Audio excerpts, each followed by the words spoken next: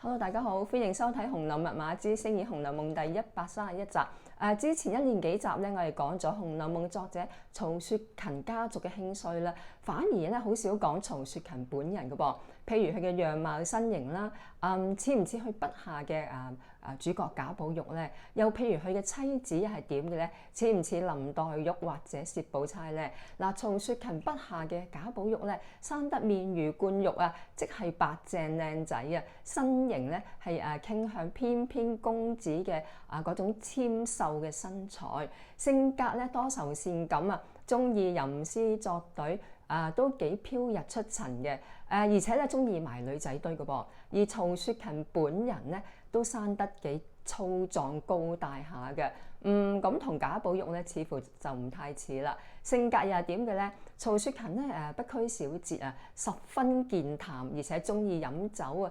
由於咧佢都識好多嘢，好博學，而且咧講嘢咧又好風雅，好有文采啦，令人如沐春風啊！所以可以話用現代嘅形容詞咧，就係都好托得，都好騷騷下嘅。因此咧，結交到咧京城咧唔少嘅世家子弟啊。佢哋冇嫌棄曹雪芹窮喎，反而咧對佢嘅才華咧係大加讚賞嘅。有啲咧就將曹雪芹咧形容為咧著名嘅七步成詩嘅詩人曹植啦，又或者咧形容為竹林七賢嘅阮籍啊。都係一啲咧文采飛揚嘅人啦。而另外咧，當時即係清朝咧一個叫希廉嘅作家咧，喺佢嘅著作入邊咧，甚至咧話曹雪芹咧係一個萬能泰斗啊，即係乜都識啊。佢咁講喎，佢話論舞文弄墨啊，由詩詞歌賦啦、對聯啦，去到説書啦、行酒令，甚至係講爛 gag 咧，都無不精妙。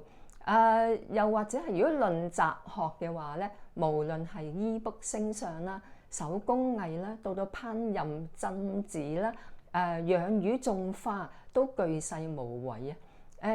如果係論呢個人物嘅塑造都好多姿多彩喎。除咗世家大族嘅老爺夫人公子千金之外咧，甚至咧又有豪俠、有烈婦、淫賊、小偷、無賴醉漢、娼妓戲子、神仙道士，有正有邪寫乜似乜。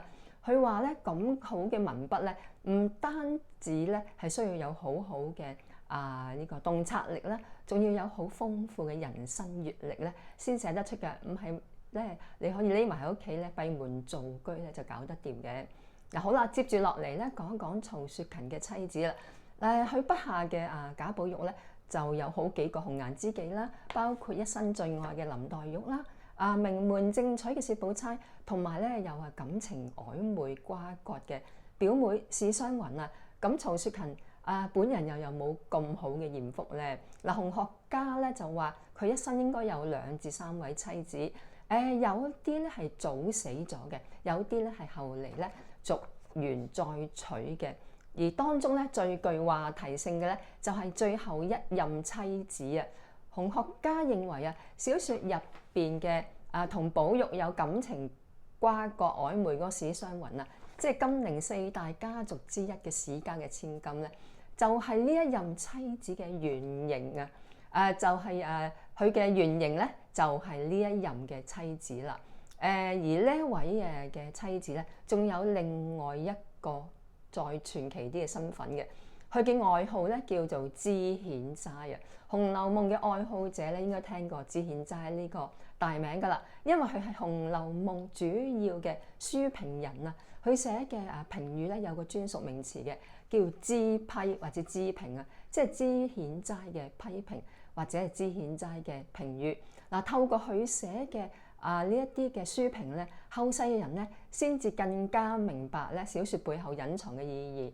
同埋紅學家仲話曹雪芹寫《紅樓夢》咧係歷時10年以上而張愛玲咧更加話曹雪芹咧係歷時超過20年寫作添。一邊寫咧一邊咧係俾妻子睇一次，攞下意見啦。而妻子咧即係呢個知顯齋咧就用呢個筆名咧就喺正文側邊咧寫低一啲注釋啦、感想啦，甚至一啲咧作者唔想説破嘅一啲密碼或者秘密嘅。咁呢一啲評語咧，成為日後研究解密《紅樓夢》嘅重要線索嘅。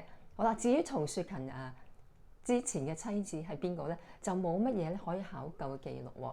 好啦，呢度咧到此為止啦。唔好熄機住，俾多幾秒我啦。尤其是你對呢個頻道有興趣，但係又未訂閱嘅，而家請你用你嘅小指頭按訂閱呢個掣，同埋咧撳埋側邊嘅鐘仔，有新片上你自然就會知噶啦。最後咧俾個 like 我，同埋將呢段片分享俾你嘅親朋戚友啦。